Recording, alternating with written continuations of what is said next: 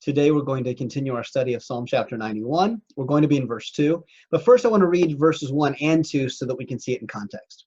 So in verse 1, the psalmist writes, "He who dwells in the shelter of the Most High will abide in the shadow of the Almighty." And then he goes on in verse 2 and says this, "I will say to the Lord, my refuge and my fortress, my God in whom I trust."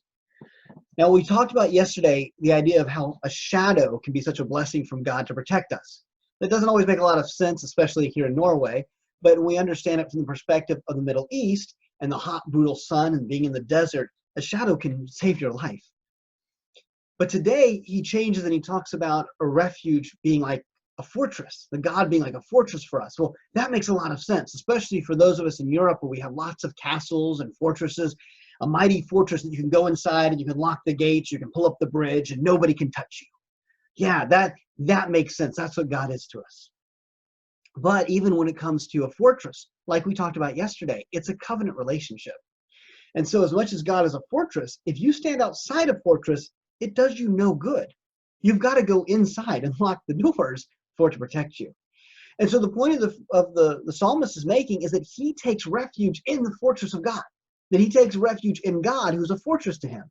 But if we don't take refuge in God, then it doesn't do us any good.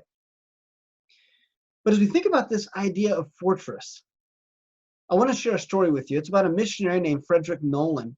He was in North Africa, and he was being pursued by people who were trying to murder him. And he was on the run. He was getting tired, and as he's running away from his pursuers, he sees a small cave.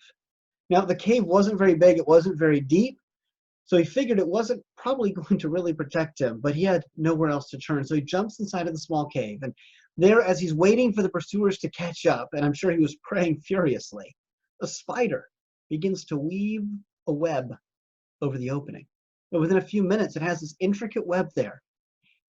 And after that, then his pursuers show up, and they see the cave, and they begin to look in it, but the web is blocking their view. And when they notice that web, they realize it's not broken. There's no way that Frederick could be in there. And so they go on and continue running after him, or thinking they're running after him, when actually he's hiding inside that cave, protected by a mere spider's web. Well, after he escaped with his life, he reflected on that moment, and he said this: "Where God is, a spider's web is like a wall. Where God is not, a wall it's like a spider's web." I love that statement. Where God is, a spider's web is like a wall. Where God is not, a wall is like a spider's web. And when I think about stories in the Bible, this makes so much sense. When we think about fortresses in the Bible. As a matter of fact, the psalmist himself, right, David, who's the primary psalmist, he lived in the city of Jerusalem. But did you know the Israelites had not taken Jerusalem until after David became king? No, Jerusalem was a fortified city, and they had not been able to conquer it. But once David was king, he was able to lead the troops in conquering Jerusalem and taking that city. Clearly only because God was with them. It was by the grace and the power of God. Again, where God is not, all those walls didn't do the Jebusites who lived in Jerusalem any good. Think about Jericho, one of the most fortified, if not the most fortified city ever built. You could have chariot races on the walls. And yet, what good did those walls do them? It was like spider webs, because God was not with them. And so it's so easy for us to put our faith in physical fortifications.